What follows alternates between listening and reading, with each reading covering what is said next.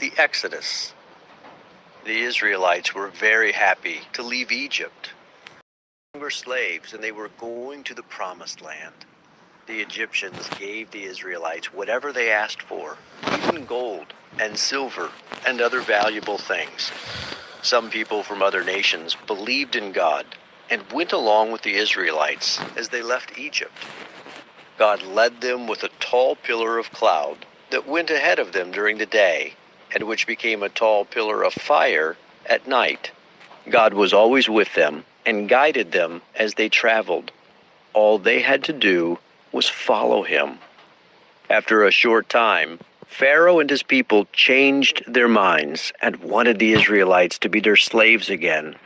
God caused Pharaoh to be stubborn so that people would see he is the one true God and understand that he, Yahweh, is more powerful than Pharaoh and his gods.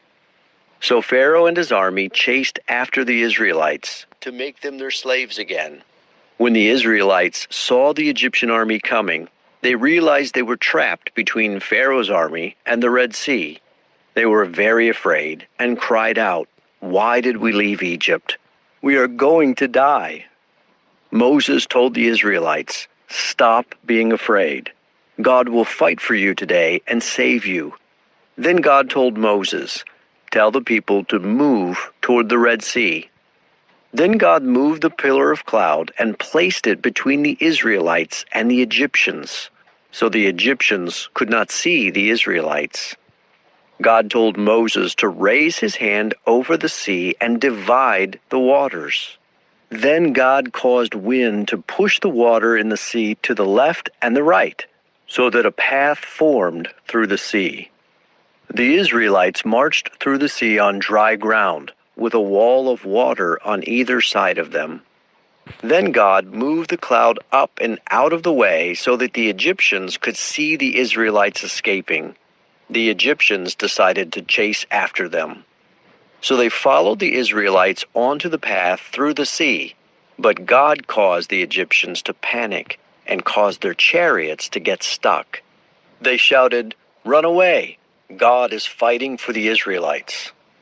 After the Israelites all made it safely to the other side of the sea, God told Moses to stretch out his arm again. When he obeyed, the water fell on the Egyptian army and returned to its normal place. The whole Egyptian army drowned. When the Israelites saw that the Egyptians were dead, they trusted in God and believed that Moses was a prophet of God. The Israelites also rejoiced with much excitement because God had saved them from death and slavery. Now they were free to serve God. The Israelites sang many songs to celebrate their new freedom and to praise God because he saved them from the Egyptian army. God commanded the Israelites to celebrate the Passover every year in order to remember how God gave them victory over the Egyptians and rescued them from being slaves. They celebrated by killing a perfect lamb, eating it with bread that was made without yeast.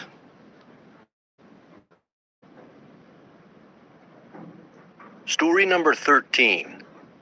Covenant with Israel. After God led the Israelites through the Red Sea, he led them through the wilderness to a mountain called Sinai.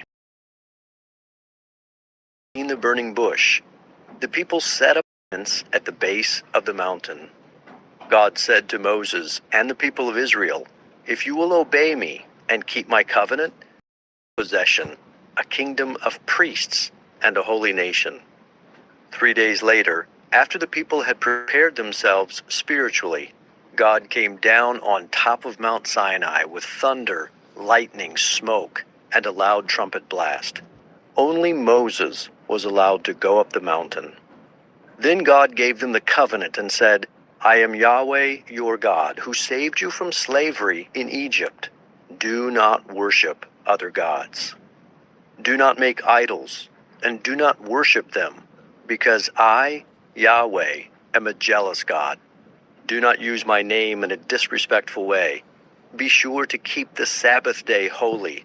In other words, do all your work in 6 days, For the seventh day is a day for you to rest and to remember me. Honor your father and your mother. Do not murder. Do not commit adultery. Do not steal. Do not lie. Do not desire to have your neighbor's wife, his house, or anything that belongs to him. Then God wrote these 10 commandments on 2 stone tablets and gave them to Moses. God also gave many other laws and rules to follow. If the people obeyed these laws, God promised that he would bless and protect them. If they disobeyed them, God would punish them. God also gave the Israelites a detailed description of a tent he wanted them to make. It was called the tent of meeting, and it had 2 rooms, separated by a large curtain. Only the high priest was allowed to go into the room behind the curtain, because God lived there. Anyone who disobeyed God's law could bring an animal to the altar in front of the tent of meeting as a sacrifice to God. A priest would kill the animal and burn it on the altar. The blood of the animal that was sacrificed covered the person's sin and made that person clean in God's sight. God chose Moses' brother Aaron and Aaron's descendants to be his priests. The people all agreed to obey the laws that God had given them, to worship only God, and to be his special people. But a short time after they promised to obey God, they sinned terribly. For many days, Moses was on top of Mount Sinai, talking with God. The people became tired of waiting for him to return, so they brought gold to Aaron and asked him to make an idol for them. Aaron made a golden idol in the shape of a calf. The people began to wildly worship the idol and make sacrifices to it. God was very angry with them because of their sin and planned to destroy them. But Moses prayed for them, and God listened to his prayer and did not destroy them.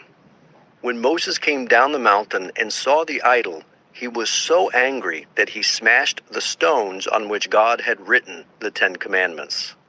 Then Moses beat the idol into powder, threw the powder into some water, and made the people drink the water. God sent a plague on the people, and many of them died. Moses made new stone tablets for the 10 Commandments to replace the ones that he had broken. Then he climbed the mountain again and prayed that God would forgive the people. God listened to Moses and forgave them. Moses came back down the mountain with the 10 Commandments on the new tablets. Then God led the Israelites away from Mount Sinai toward the Promised Land. Story number 14, Wandering in the Wilderness. After God had told the Israelites the laws that he wanted them to obey as part of his covenant with them, they left Mount Sinai. God began leading them toward the Promised Land, which was also called Canaan. The pillar of cloud went ahead of them toward Canaan, and they followed it. God had promised Abraham, Isaac, and Jacob that he would give the Promised Land to their descendants. But now there were many people groups living there. They were called Canaanites. The Canaanites did not worship or obey God. They worshiped false gods and did many evil things.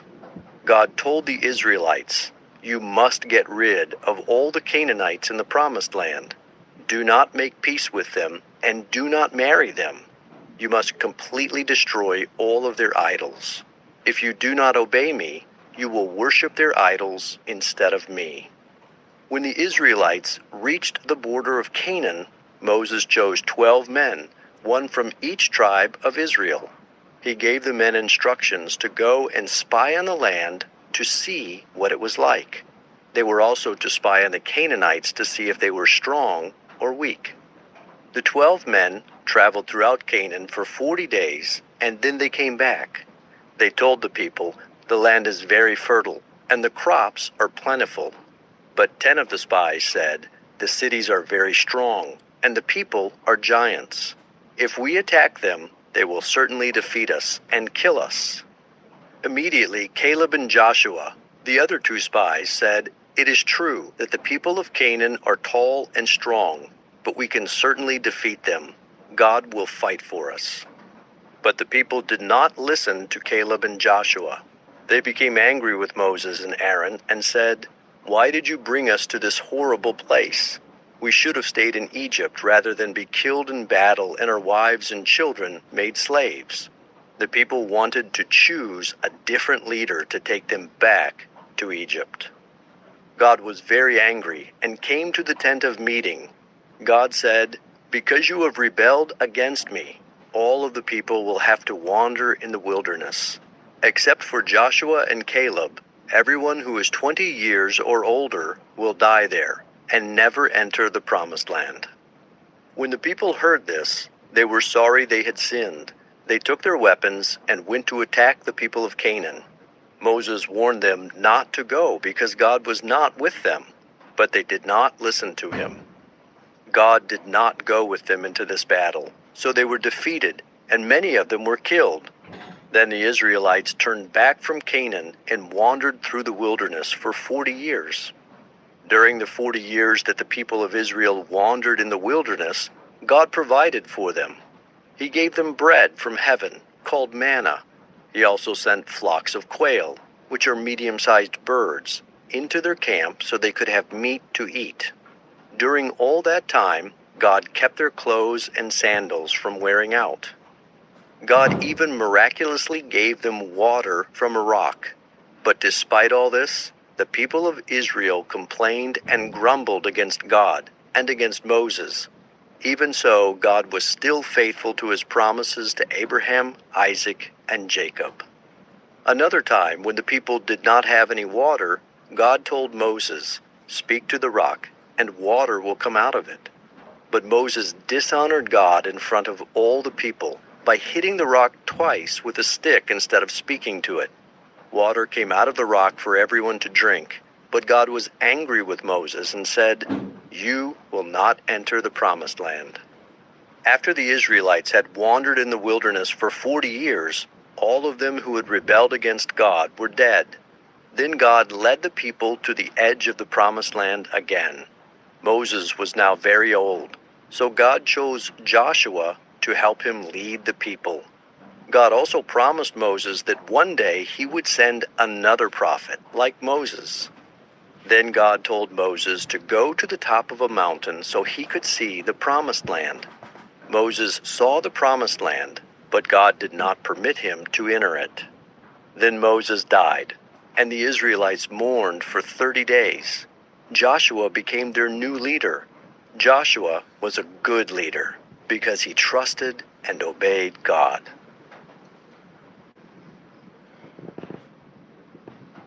Story number 15. The Promised Land. At last it was time for the Israelites to enter Canaan, the Promised Land. Joshua sent 2 spies to the Canaanite city of Jericho that was protected by strong walls. In that city, there lived a prostitute named Rahab, who hid the spies and later helped them to escape. She did this because she believed God. They promised to protect Rahab and her family when the Israelites would destroy Jericho. The Israelites had to cross the Jordan River to enter into the Promised Land. God told Joshua, "Have the priests go first." When the priests started to step into the Jordan River, the water upstream stopped flowing, so the Israelites could cross over to the other side of the river on dry ground. After the people crossed the Jordan River, God told Joshua how to attack the powerful city of Jericho. The people obeyed God. Just as God told them to do, the soldiers and priests marched around the city of Jericho once a day for 6 days. Then on the 7th day, the Israelites marched around the city 7 more times. They marched around the city for the last time. The soldiers shouted, while the priests blew their trumpets. Then the walls around Jericho fell down. The Israelites destroyed everything in the city as God had commanded. They only spared Rahab and her family, who became part of the Israelites. When the other people living in Canaan heard that the Israelites had destroyed Jericho, they were terrified that the Israelites would attack them also. God had commanded the Israelites not to make a peace treaty with any of the people groups in Canaan. But one of the Canaanite people groups, called the Gibeonites, lied to Joshua and said they were from a place far from Canaan. They asked Joshua to make a peace treaty with them. Joshua and the Israelites did not ask God where the Gibeonites were from, so Joshua made a peace treaty with them. The Israelites were angry when they found out that the Gibeonites had deceived them, but they kept the peace treaty they had made with them, because when David was still a young man, he fought against a giant named Goliath. Goliath was a trained soldier, very strong, and almost 3 meters tall. But God helped David kill Goliath and save him. After that, David won many victories over Israel's enemies, for which the people praised him. Saul became jealous of the people's love for David. Saul tried many times to kill him, so David hid from Saul. One day Saul was looking for David so he could kill him. Saul went into the same cave where David was hiding from Saul, but saved the people of the world from their sin. When David heard these words, he immediately thanked and praised God because he had promised David this great honor and many blessings. David did not know when God would do these things, but as it happened, the Israelites would have to wait a long time before the Messiah came, almost 1,000 years.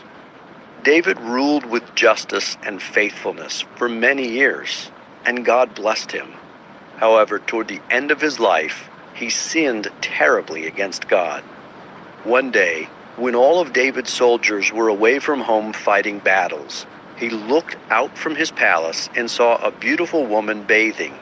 Her name was Bathsheba. Instead of looking away, David sent someone to bring her to him. He slept with her and sent her back home. A short time later, Bathsheba sent a message to David saying that she was pregnant. Bathsheba's husband, a man named Uriah, was one of David's best soldiers. David called Uriah back from the battle and told him to go be with his wife. But Uriah refused to go home while the rest of the soldiers were in battle. So David sent Uriah back to the battle and told the general to place him where the enemy was strongest, so that he would be killed. After Uriah was killed, David married Bathsheba. Later, she gave birth to David's son. God was very angry about what David had done, so he sent the prophet Nathan to tell David how evil his sin was. David repented of his sin, and God forgave him. For the rest of his life, David followed and obeyed God, even in difficult times. But as punishment for David's sin, his baby boy died. There was also fighting in David's family for the rest of his life, and David's power was greatly weakened. Though David had been unfaithful to God, God was still faithful to his promises. Later, David and Bathsheba had another son, and they named him Solomon.